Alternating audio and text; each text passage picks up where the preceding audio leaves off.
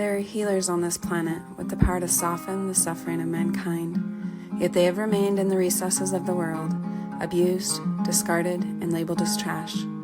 This is The Touch of a Mustang. I am your host, Shalise Clough, and I'm here to tell the story of wild horses, Mustangs, and the humans who are discovering and sharing their gifts while working to protect their well-being and preserve their spirit, so this divine power won't be lost. Join us on this quest with the wild Mustang.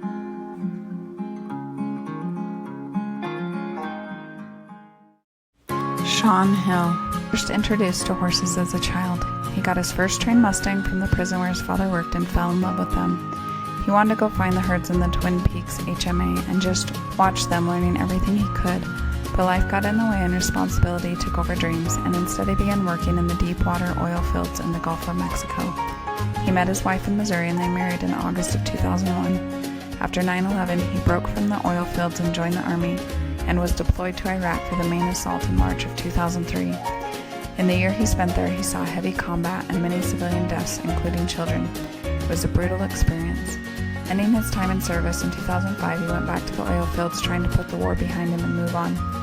His second daughter was born in 2008, and in 2009 he went back to Iraq as a civilian private security contractor and spent all of 2009 in Baghdad.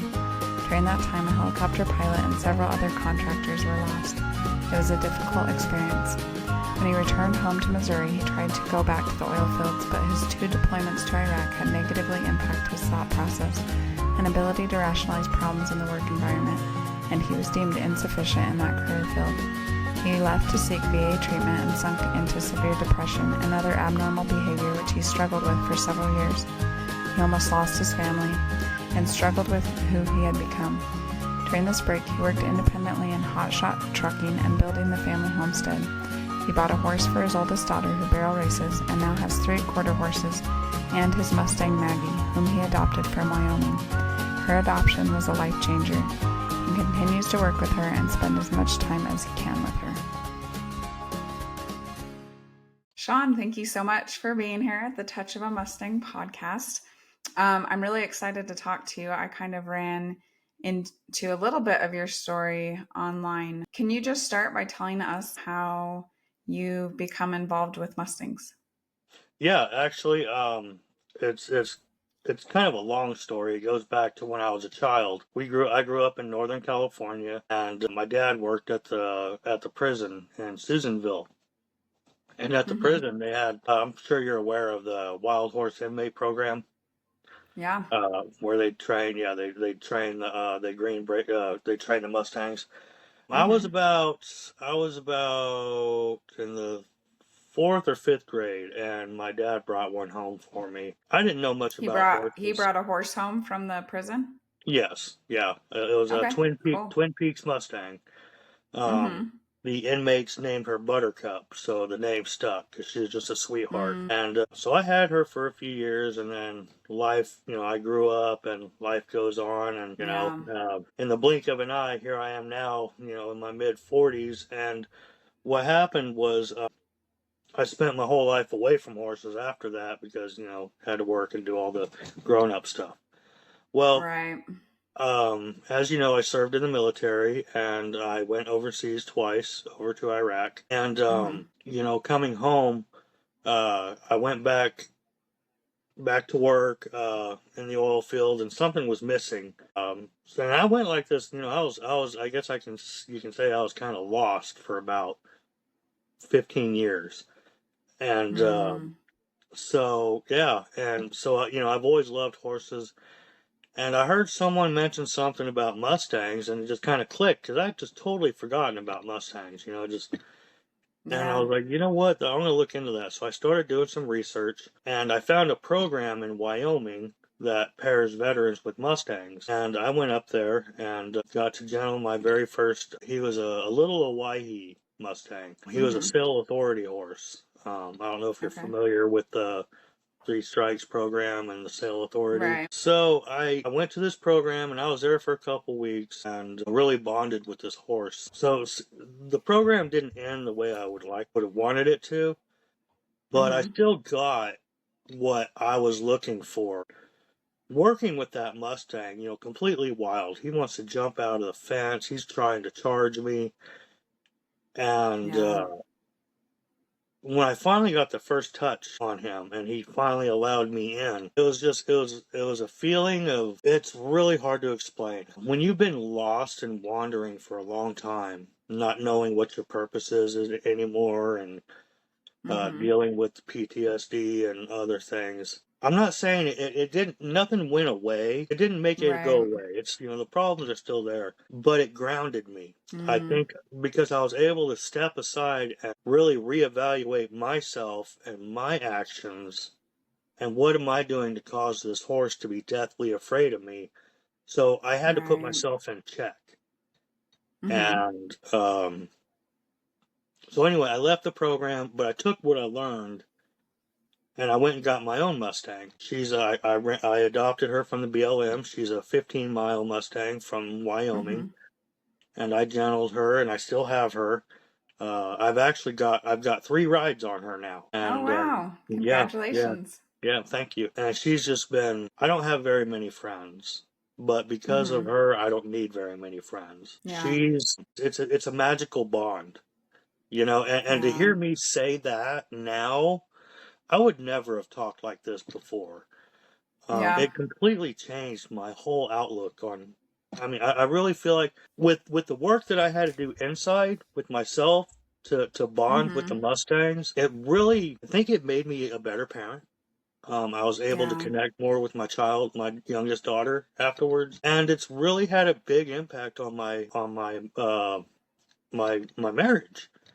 Yeah. Um, it changed me. It totally transformed me, and so here I am today, and now I'm trying to help others and bring awareness to these Mustangs and how important they are to us. So I'm Yeah. sorry I kind of rambled on there, but No. that's how I got involved with the Mustangs, and then Yeah. I linked up with Veterans for Mustangs, Mm-hmm. um, Cameron Ring, and we've got a bill in Congress to prioritize using reversible birth control methods and to end the helicopter roundups, and we're pushing that too. So Yeah. How has that been going? Do you feel like there's been progress made with that, or it's I know this one summer step there's forward. been a Yeah, lot going on. yeah. We're definitely bringing awareness to the Yeah. people that matter. It's been one step forward, 2 steps back, but we're in DC working. They rewrote the bill. We had 31 co-sponsors, bipartisan, but they rewrote the bill because it was in Natural Resources Committee. Mm-hmm. And so they changed the language of it, and then now it went through Ledge Council, and now it's going to be reintroduced in September session. And we're hoping to regain the traction that we had before with the 31 co-sponsors and to get more people involved by Yeah. contacting their congressmen. And so, I mean, while we're at it, tell us right now, like, what can people do to kind of help? Well, and maybe give a little more information with people who aren't so familiar with it. So, right now, all the excess horses or the horses the BLM has determined are excess, a lot of Mm-hmm. them are being targeted to round up and go into long term, well, holding or long term holding if they don't get adopted. Tell us a little bit about the work you guys are doing and trying to move forward. How would that change things for the Mustangs and Well, for the other people involved?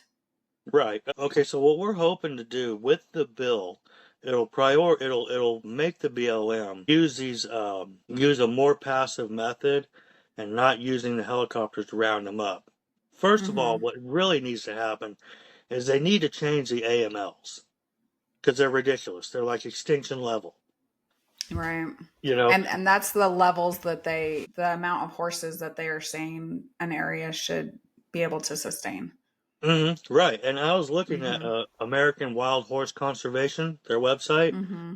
Yeah.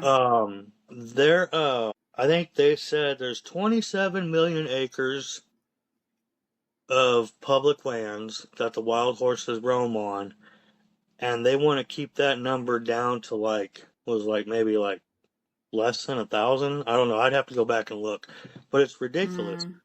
And there's no reason why that the livestock and the horses can't coexist on these lands. But back to the bill, it was HR 726, but it's known as the Veterans for Mustangs Act.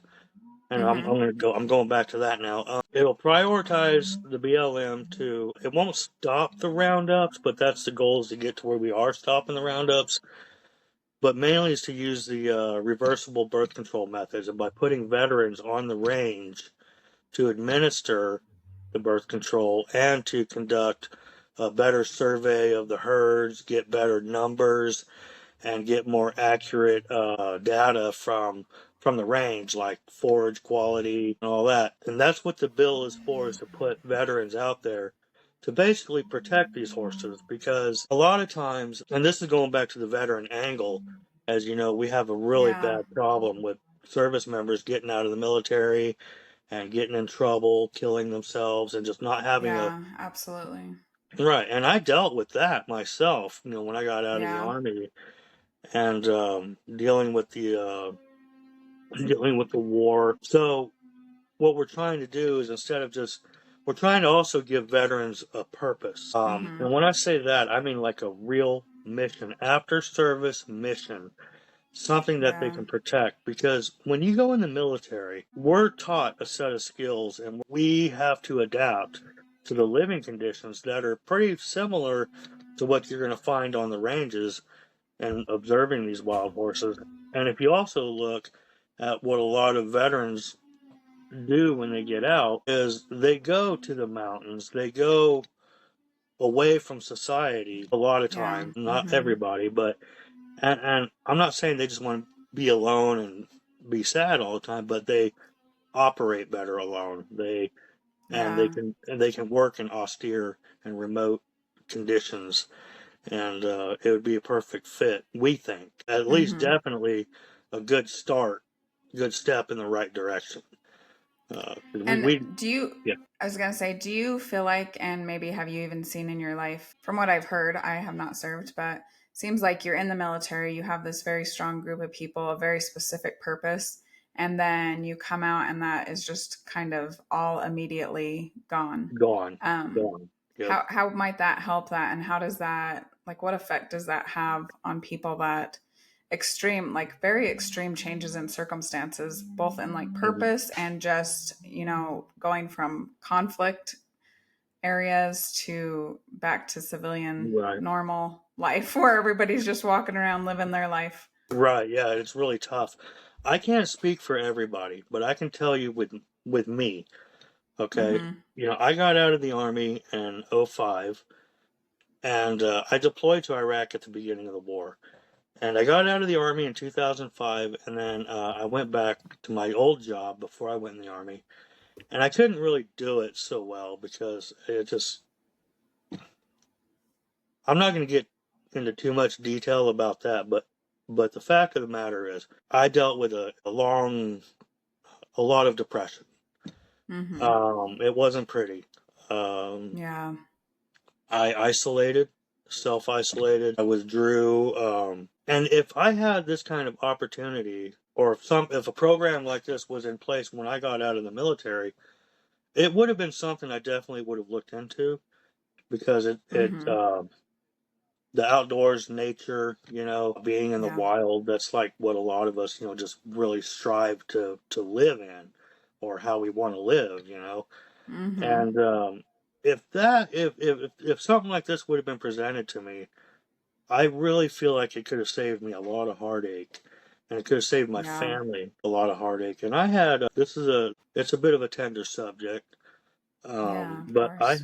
I had two attempts on my life, um, Mm. and thankfully I wasn't successful, and Yeah. thankfully didn't cause any permanent damage. So Yeah. I'm okay. Now, ideally, if when I got out, if I would have had a job like that, I'm not saying it would have fixed everything, but it could have been different, and I think it could have been Mm-hmm. a lot easier for me. But that's speaking for myself. Mm-hmm. And I know a lot of veterans that are like-minded, feel the same way. And Yeah. you go up to any veteran and you ask them about how they feel about horses. I'm not gonna say all of them, but we love horses. Combat veterans have a love for animals. I don't know what it is, but it's like, well, I know when I was in Iraq, there was a lot of innocent deaths with animals, and it affected the troops a Yeah. lot too. Nobody wants to see animals hurting and suffering. And that's what we see now with these Right. Mustangs. They're Yeah. helicoptered, rounded up, and I understand the need for population control. I'm not an extremist. I'm not, I try to have a sensible thought process in this. Right. But when they're in holding, they may look good, and maybe, some places may look well conditioned, but I mean, they've been taken and separated from their families and taken out of their homes or their habitat and then just shoved into this pen with nowhere to go and nothing to do. Yeah. And horses got to be on the move. They got to move. They got to move around, and they got to have a purpose. So Yeah. what we're hoping to achieve with this bill is to minimize the roundups. Therefore, it will also minimize the amount that's in holding. And therefore, and aside from the bill, with what Veterans for Mustangs is trying to do, there's another angle I'm trying to work with the Department of Defense, is taking these Mustangs that are in holding and putting them on military installations to work to where soldiers that are going through a hard time, like Yeah. I did when I got out, and instead of them just kicking me to the curb, Yeah. uh, working with horses while you're active duty, it could rebuild the soldier's confidence. It could unleash a new confidence. I guess that's what I'll say it did with me, is it unleashed a confidence deep inside that I had lost. Yeah. So Yeah. that's what And my Maggie did for me. yeah. No, that resonates with me as well. I got my first Mustang and had six little kids. And a short time later, my husband started really struggling with some pretty severe Hmm. depression and stuff. And, it was the same for me. Like, just thinking about, like, what are the ways the Mustangs help me? Confidence was definitely one of those things, which I don't even think I realized was happening until like far down Yeah, the line. yeah. Um, but something which even just allowed me to be here now and to want to work to promote their well-being. So yeah, it's very interesting. I've heard that a couple of times, how the horses really can help us rebuild our confidence or build our confidence. It Yes, doesn't even definitely. necessarily have to be coming back from something No. terrible, I think even for kids. But I absolutely love that idea of putting the horses on military bases and making them accessible, because Mm. I really think that there's just an incredible power in being around them. Some Two of my horses I got from the Wild Horse Inmate Program. And so Hmm. I was able to kind of see the inmates working with them. And even in that environment, I wish we had more programs like that as well, because you could really see how the horses were changing and affecting these Yes. individuals who, probably aren't the most emotional or open individuals when, Yeah, before they exactly. start. Yeah. And I saw, there's an inmate who was telling me about one of his horses that he trained that colicked, and he was just tearing up. And just to realize the softness that they can kind of bring to our life and Hmm. the ways that they can open us up. Are there other ways that you felt like either that first Mustang that you helped train up in Wyoming or Maggie have kind of helped you, overcome some of the challenges, or, really just stuff in life also? Yes. I guess one way I can put it is, of course, when you're young, careless, and free, you got nothing, you're reckless and you're partying, and then all of a sudden there's a baby on the way. And you have a Yeah. choice, and you have a choice. And a lot of times the choice isn't even hard.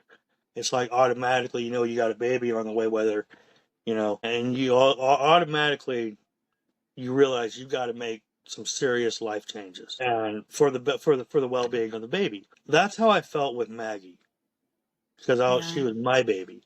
Even when I Mm-hmm. first got married and had my first child with my wife, I still I had that, I need to change. I need, to be a good parent. The change is good. And with Maggie, I can look at her when she looks at me when we're working together or just playing. She comes to me.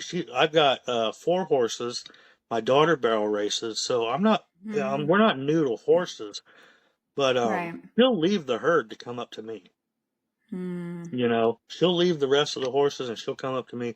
And when she Yeah. looks at me, it's just like there's a softness. It's like she looks at me as a leader.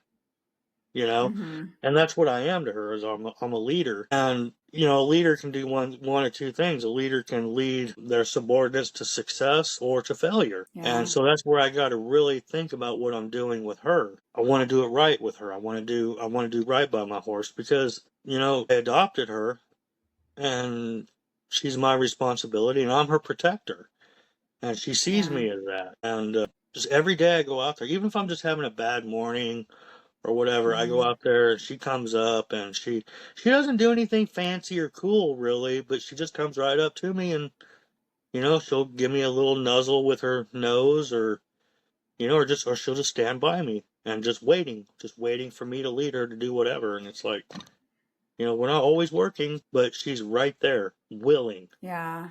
Yeah. Just that's the key thing, is just she's willing. You know, here I am what she should see as an apex predator, and she's like submissive.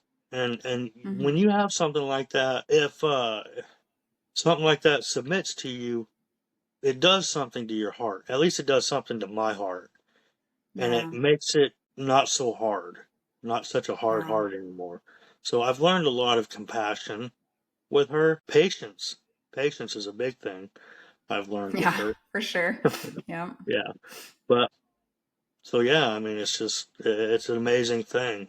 Mustangs are, as much as I would like to. I love Mustangs. I think there's like what 80,000 in holding, something Yeah, way a too lot. many. I'm not sure the exact number, but a lot and thousands more after this summer. No, they had what I think they planned on doing 22,000 this year.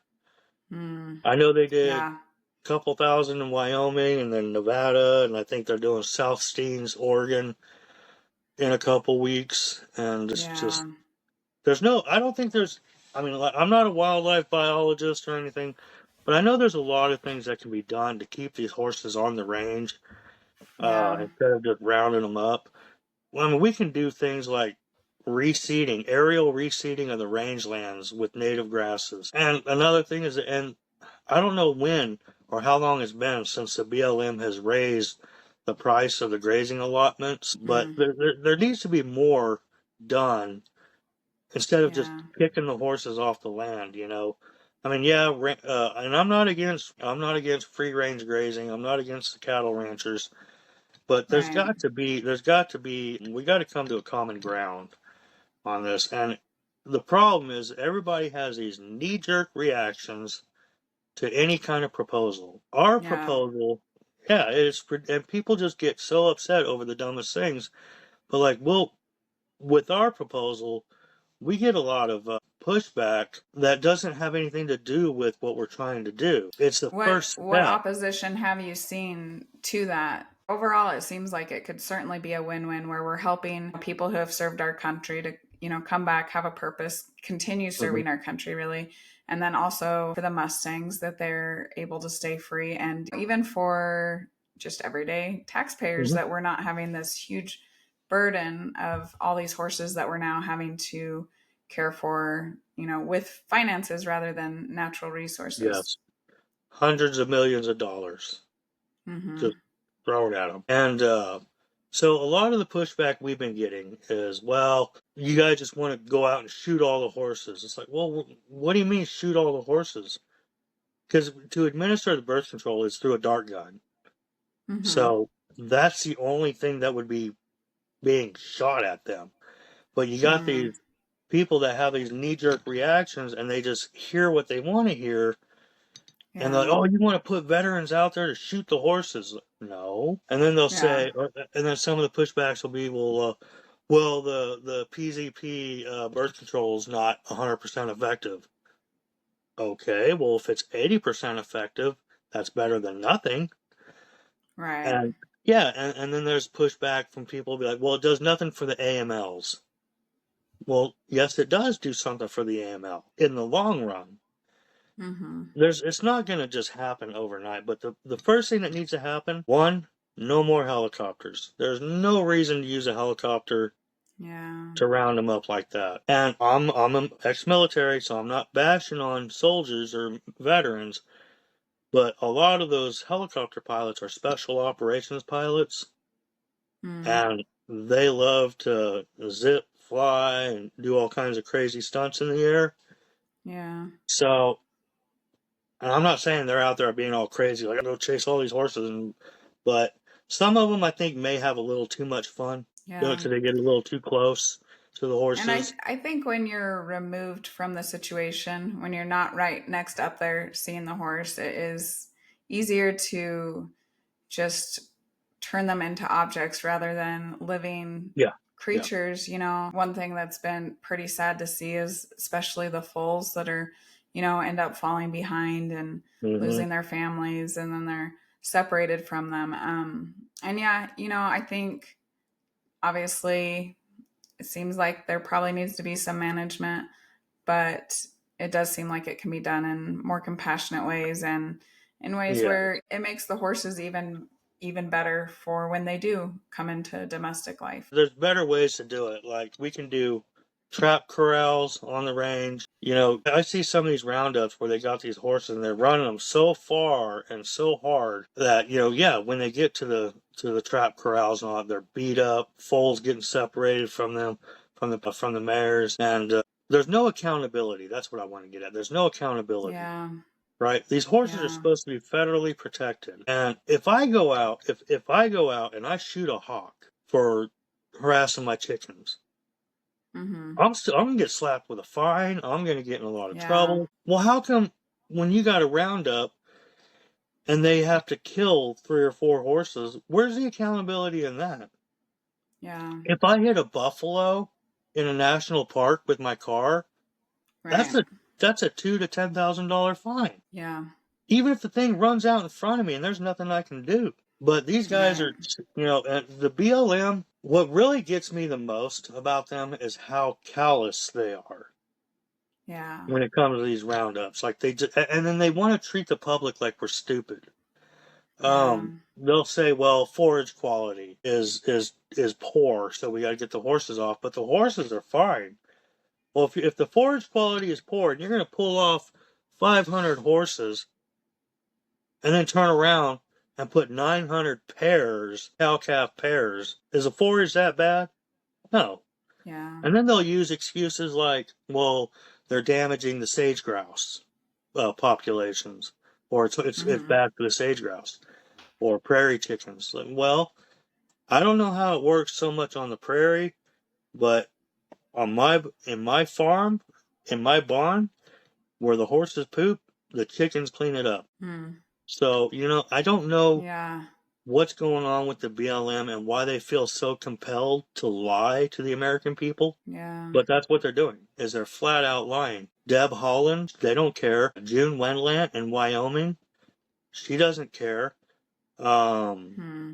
Let's see, Holly Waddell, we've been talking to her, and then all of a sudden she ghosted us, and now she's on a different Hmm. assignment. Holly Waddell was the division chief for the Wild Horse and Burro program nationwide. She was Hmm. the third ranking person from Deb Holland. So we're Yeah. trying. We're trying real hard, but we're getting the typical, how do I explain it without the spoiled brat response from the BLM. And Mm-hmm. the consensus with them is it is because we say it is. And that's just not Mm. right. Um Yeah. and you know what? I'm gonna go ahead and say it. I wasn't gonna say it, but I'm gonna circle back to that program in Wyoming. I'm not going to Mm-hmm. mention the name of the program. I'm not going to Okay. mention any names because I was threatened with a lawsuit. But the reason Yeah. why I left that program is because the Mm-hmm. guy, he's a 20-year veteran. Maybe he's a nice guy, but he doesn't know horses. When we got to Mm. that program, the Mustangs, his Mustangs that he gentled and all that, their hooves were overgrown. They were foundered, way too overfed. He couldn't even catch his gentled horses, and yet he's trying to teach other veterans how to do it. So it was a flawed program. The intentions Mm-hmm. are good, but the program in Right. itself was flawed. So I left the program because his animals were Mm-hmm. neglected, and Yeah. we argued about that. And so that's why I left the program. There's another program in Sheridan called Addie's Horsemanship. And that Mm-hmm. guy, Matson too, he's a friend of mine. Actually, just recently became a friend of mine. He knows what he's Nice. doing with Mustangs. Yeah. and he's trying to develop his own program to pair veterans with Mustangs to help Awesome. alleviate, to help bring some Mustangs out of holding. But that's, Yeah. we're looking at one or two, maybe three Mustangs a year trying to get them out of holding that way, and that's just not. Right. Yeah. There really are a lot. And, I agree. There's a lot of ideas out there, even in the equine world, about how things should be done and the elements of control and what horses should be expected to do. And I think if you can really delve into the world of Mustangs and almost let go of the the things that maybe you see, or maybe even if you've had horses before, you've been taught, they really do show just a different way that we can think about our relationship with them. And I love what you said about how Maggie just always comes to see you. I Hmm. think that says so much about a relationship, that a horse would Oh yeah. leave their herd, their friends, and come over to, see you, say hi, check you Oh out, yeah. or Yeah. whatnot. But yeah, I think that as we, and maybe you can even expand on this if you have some thoughts on it as well, but I think as we can kind of turn over our learning almost to the Mustangs, to where we can kind of be open for them to teach us that, you said the Mustangs have kind of helped you in parenting and marriage. And, I feel the same, that they've done the same thing for me. But I think it's been a result of, like, I kind of had to let go of what I thought it should look like, or Uh-huh. how I thought it should all play out, and what I thought my horse should be doing at each Yeah. different, stage, and kind of turn that experience over and just really participate in the experience, and be open to learning from the horses. It's yeah, it's a great thing. I wish, well, just by doing this, we're trying to bring awareness Yeah. to the people. And one thing I want to do, and I would love to be able to do this, is I would not only do I want the horses federally protected, I want Mm-hmm. them marked as a national icon, because that way, Mm-hmm. especially in the times that we're dealing with now with so much divisiveness, Yeah. everybody that I know loves horses. I Yeah. don't care if they're in the big cities. I have friends from all different walks of life, and they all love horses. Everybody Yeah. does. What's America known for? The cowboy, right? Our fighting Mm-hmm. spirit. There's that argument, well, are horses native to North America or whatever? Okay, you know what? There is so much going on in the world where almost anywhere there's no native animals. Yeah. But with, Yeah. We've kind of left our mark as humans everywhere. yeah, but with what we have, well, okay, I had my Mustang DNA'd. Okay, I had a DNA test done on her, Mm-hmm. and she's got Mm-hmm. Andalusian. And for her to have Yeah. Andalusian from way up in Wyoming in the middle of nowhere, that traces back to Spanish colonial horses. Yeah. So now, how much Andalusian, I don't know, but it was enough to make me say she's a descendant, I believe. The question, horses being native to North America. Well, are they? I don't know. I don't know. I don't have that answer. But Right. what I do know for a fact, they're native to the founding of the United States of America. Yeah. They Absolutely. played a crucial, the horses, you're looking at post-Civil War, right? Okay, first off, the Native Americans had horses prior to Civil War, obviously. The horses have been here since Spanish colonialism. And do domestics get mixed in with them? Yes, of course. I mean, you got cowboys getting shot, whatever in the horse coat, whatever. Yeah. But they're native to the founding of our country. They play Yeah. the horses that we have today are descended from the horses that were very crucial in westward expansion. I think that's my belief. Yeah. If I can convince Congress to make him a national icon, Yeah. like the bald eagle, or whatever, then there shouldn't be any questions. That right there Yeah. should end all this abuse. Yeah. And another thing is like Border Patrol and other government agencies that still uses horses. These Mustangs, if they go from holding to military installations to be trained, and then to government other agencies, it's a good pipeline. And Yeah. it's I something that agree. can go on forever. That way, our children and grandchildren can experience the Mustangs on a personal level, have access to them, and still keep them wild, and still keep some. You know, you still got to pull some off the range, and you can still Yeah. adopt them out. But this with what's going on right now is just a huge cluster, and it shows the incompetence of the BLM. Yeah, I agree 100%. I think there are a lot of other arenas they can be used in, the ones that Hmm. already are in holding, as well as working towards better ways to manage the ones that are free. And, you talk about them kind of representing our country. And, I think freedom's really another place that it Yes. represents that. And I think, like, I felt that even with my horses that are now, they're no longer free. They're, in corrals and pastures, but there is just a certain wildness to them that I think Yeah. we're losing a lot of. And you kind of alluded to that also, how a lot of people get out of the military and it's like they kind of need to reconnect with nature Hmm. and that natural world, and get away from the Yeah. human world.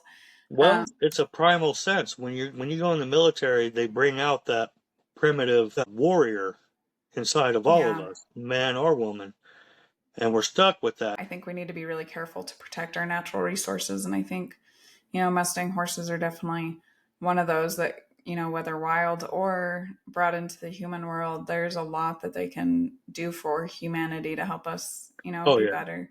yeah, definitely. And there may come a time where we may actually need them more than they need us. But Yeah. we got to take care of that. They're here for a reason, and the world changes in the blink of an eye. But we got to preserve what we have. We gotta treasure our resources, and we first and most importantly, we really need to change the culture and the way of thinking that the BLM operates. It's pathetic. Yeah. Well, and I think it's important that, we are always questioning and, like you say, hold them accountable. I've definitely had lots of positive interactions with the BLM just when I've Mhm. adopted my own horses.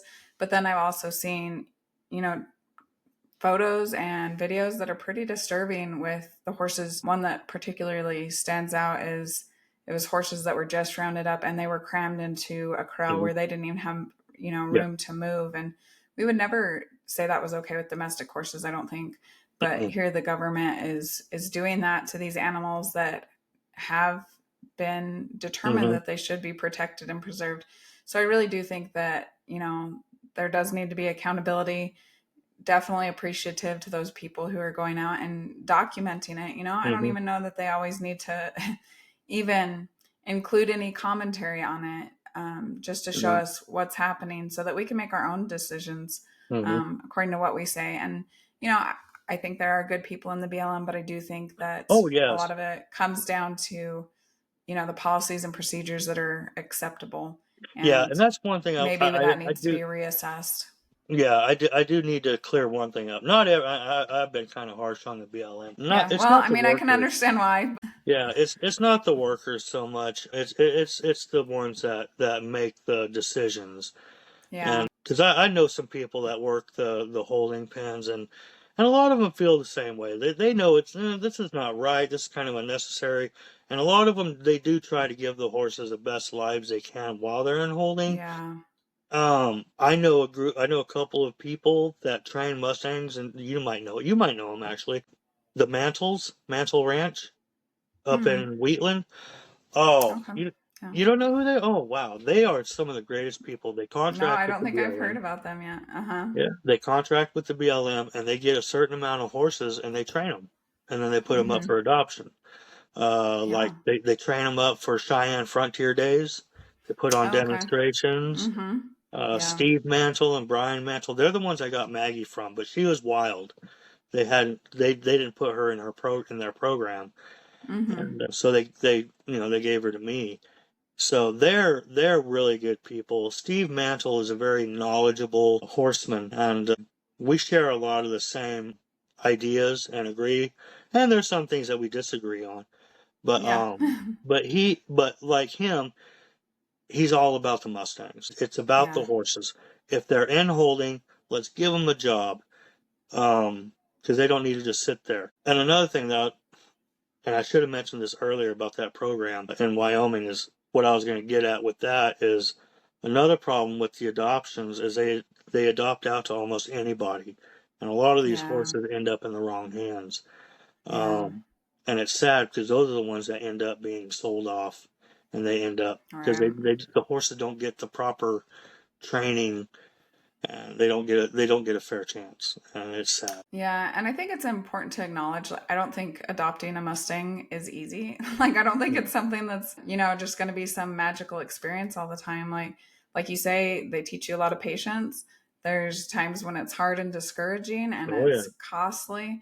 And so I think a lot of people maybe go into it thinking it can be this magical experience, which I absolutely think it can be. oh yeah, But I think that comes at the price of a lot of work and commitment and a willingness to change and to, I think the commitment's especially important. Like, you get this horse, now you figure out what you need to do to make this successful for both of yeah, you. Do you want to talk a little bit more about Maggie and how you found her and what your experience has been like working with her and putting her yeah, first rides on?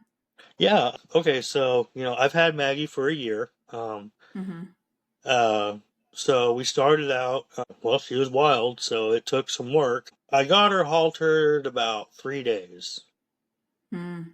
and once I got her haltered, and I left the lead rope on, she was fine with that. She didn't freak out about the lead rope too much, but she's always so unsure, but you could tell that she's trying, but she's just Mm-hmm. unsure. So Yeah. working with her, it's like I have to teach her everything, but what's great about her is she's curious. Okay, she's not afraid. She does get a little spooked, but she's really curious. And as Yeah. long as I'm okay with what she's curious about, she feeds off of my energy. Oh, yeah. A lot. And I bet. yeah, and she's so I working with her, got her leading. She can trailer. She actually picked up really fast, and I don't know if it has anything to do with my domestics. I like to imagine that my domestics are like, "Hey, this is what you got to do to get the Yeah. treats around here." But Yeah. they do learn from each other. Uh, Yeah, for sure.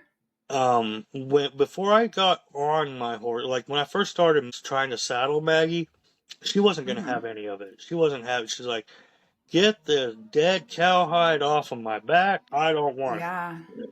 So I kind of backed off on that for a little bit, and then I was just messing around with my horses, my other horses, and I was Mm-hmm. riding them, and she'd sit there and watch.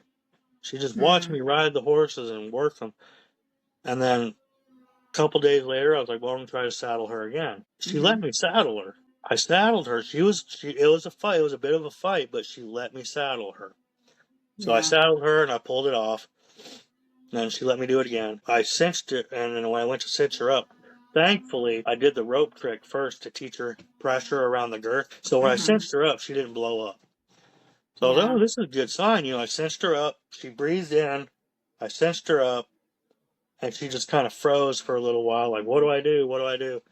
So I got her to move in her feet, and she moved. I'll send you a video of her first Yeah, I'd saddling. love that. Yeah. And unfortunately, I don't have any videos of rides because I can't video myself and Yeah. I know it's a little hard to yeah, capture but it all and to be present yeah, with your horse.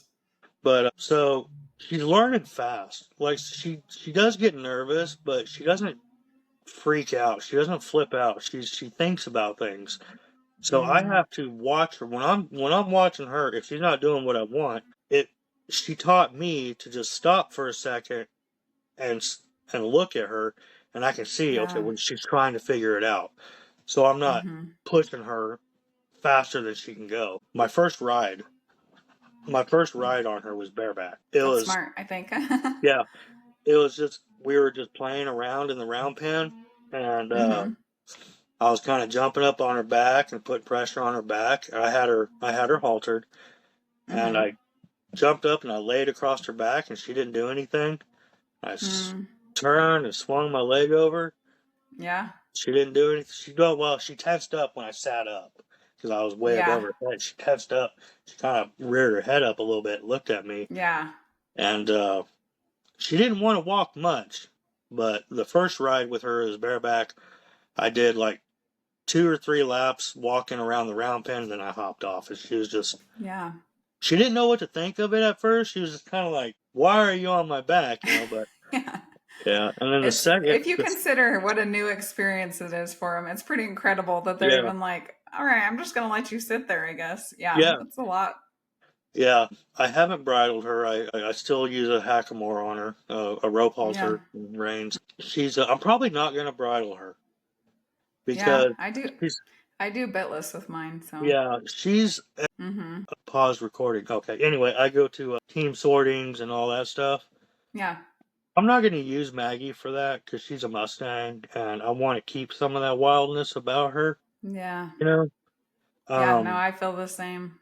yeah, but I can ride her and she's just so much fun. I haven't taken her out in the field yet, but Yeah. so far she's never offered to bite me or kick or buck or anything. Yeah. She's my friend. Yeah. She's probably one of the closest friends I've got now. Yeah. You know, That's really neat. I just love her to death. Yeah. They are so awesome for that. Just being, it's kind of hard to describe, but just being out there with them just it kind of changes my world, I would say. Like I can be like frazzled and, Hmm. stressed or upset and you can go out with them and can just kind of give you some peace and Hmm. Oh yeah, reassurance that everything will be okay, life yeah. will work out and yeah, they're very cool to be around. So Oh, they are. I They're can just the relate greatest to a thing. lot of what you're saying. If they were smaller and I can put them in my lap, I would. Yeah. But no, Yeah, they're majestic beings, and yeah. they need to be protected. Yeah, and it's incredible that they want a relationship with us, when Yeah, we do bring them into our homes. It's pretty cool. it is. She's just the greatest thing. Hopefully, one of these days. You're in Colorado, right? Okay. I was stationed at Fort Carson. Okay. Yeah. Yeah. We're down by the Pueblo area, so not too far.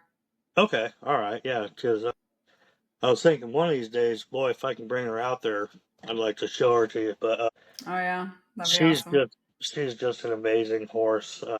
Even my kids love her. Even the dogs, like she plays with the dogs. Yeah. Yeah, I got a corgi. They play with, they hang out with each other, and they're Yeah. just the funniest animals. But man, but they're so versatile too, and just a Mm, great representation of our country. yeah. And yeah, I'm gonna say it's probably, since being married and outside of my family, Maggie's probably one of the best things that's happened to me since getting out of the Yeah. military. So, Yeah. Well, I'm very glad you found her and I love that you are working to just spread the word and to, well, make we're it trying.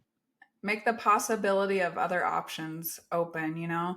that, not only can we manage them better in the wild, but there's a lot of possibilities for them to come into our human world. And if we are treating them right, to really help us and to, Hmm. elevate us and change our lives and make our lives with more purpose and meaning and even intention, just you Yeah. kind of talked about how you had to step back and watch her a little bit. And I think that's another thing they kind of bring to us. We live in this rushed, fast paced world where Hmm. it's just go, go, go. And so to walk into an environment with horses where it's like the go now is like to stop yourself. Like that's what you Hmm. need to do Yeah. right now is to just stop and pause and to kind of turn internally and see what other options there might be. So I love hearing about your training with her and the way Oh that yeah, you've definitely. approached that and really appreciate you sharing your story with how the Mustangs have been able to help you. Oh, I think anytime.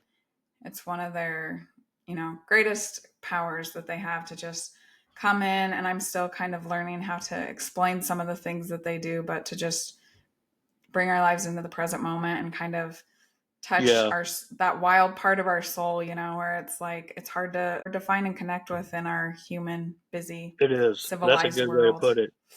Yeah. That is. And one more thing before we stop, I just want to reiterate. You asked before what other people can do, Yeah. as far as so veteran. Right now, the bill doesn't have a number because it's being reintroduced, but it's Mm-hmm. known as the Veterans for Mustangs Act. If anybody that cares about Mustangs can contact their congressman or congresswoman Mm-hmm. and tell them that, hey, I support this. I want you to support it, look into it, and they will. So that's Right now, we don't have a way to take donations yet. We haven't gotten that far yet. We are 501c3. Mm-hmm. But as far as what we would like to try to do is just get the word out. Veterans for Yeah. Mustangs. And if there's any veterans out there that, or first responders that are dealing with something, if you can, up in Sheridan, Wyoming is At Ease Horsemanship. Those are the only two plugs I've got for you. Yeah, no, those are great. And just to kind of summarize one more time, the Veterans for Mustang program basically would serve two purposes. It would help to control the wild horse population so that Mhm. it's not getting to the level where we need to round them up and bring them into holding. Mhm. And then it would also kind of provide employment for veterans after they leave the Mhm. military with skills that they already have developed and have. Is Yes, that a good summation of it? absolutely perfect. Yes, yeah, I couldn't explain it any better. Good. Yeah. Yeah. No, it's great. And I really appreciate that there's people out there looking for solutions so that, that we can keep wild horses wild and still, have the ones that have been rounded up into our lives. And Mhm. hopefully, I hope that more programs, continue to be developed for them. So, Yep. I appreciate everything that you've shared and being willing to talk about Mustangs and share your Yeah, story. anytime. Yeah, anytime. I appreciate you having me. Absolutely. And, keep me updated on it all, on the I, bill I and will. also on how things are going with Maggie, because I I love will. to hear Yeah. about it and see how they're changing.